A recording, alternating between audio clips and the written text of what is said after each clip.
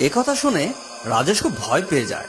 তখন ওই ডাইনি রাজেশের কাছে গিয়ে ওর গলা টিপে ধরলো। ও ডাইনিজি, আমাকে ক্ষমা করে দাও, আমার ভুল হয়ে গেছে।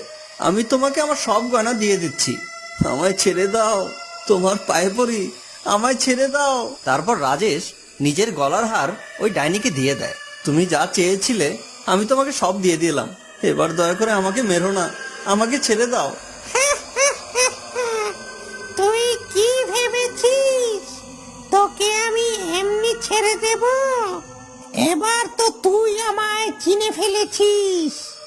তোর এমন অবস্থা করব যাতে আজকে রাতের কথা তোর আর মনে না থাকে। এই বলেও ডাইনি রাজেশকে এক ধাক্কায় ফেলে দিল। আর তখনই ও জ্ঞান হারিয়ে ফেললো। পরের দিন সকালবেলা গ্রামবাসী রাজেশকে অজ্ঞান অবস্থায় নদীর ধারে দেখতে পায়। আরে এ কি, এখানে দেখি রাজেশ পড়ে আছে। ও এখানে আসলো কিভাবে? চল আমরা ওখানে গিয়ে দেখি। যখন রাজেশের জ্ঞান ফিরল তখন ওর আর কিছুই মনে ছিল না। আরে রাজেশ, তুমি এখানে এলে কি করে? জানি না ভাই, আমি তো কাল রাতে বন্ধুর বিয়ে থেকে বাড়ি ফিরছিলাম, তারপর কিভাবে যে জ্ঞান হারিয়ে ফেললাম আমার কিচ্ছু মনে নেই। তাও ভালো যে তোমার কোনো ক্ষতি হয়নি। সারা গ্রাম জুড়ে তো সোনা চুরির ভয় ছড়িয়ে পড়েছে।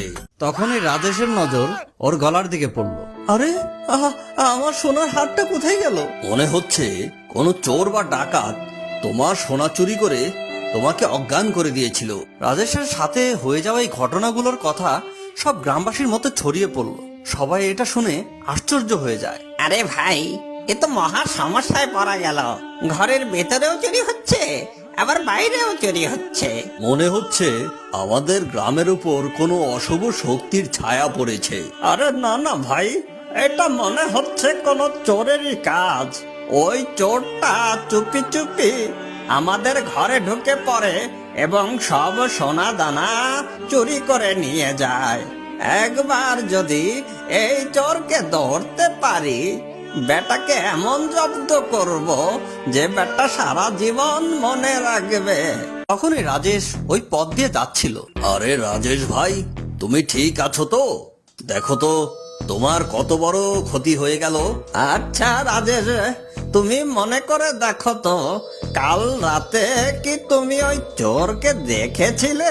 কাল রাতে কি হয়েছিল তা আমার কিচ্ছু মনে নেই। শুধু আমার এতটুকুই মনে আছে যে আমি একটা বিয়ে বাড়ি থেকে নদীর রাস্তা ধরে আমি নিজের গ্রামের দিকে ফিরছিলাম। এই বলে রাজেশ ওখান থেকে চলে গেল। আরে এই সমস্যার তো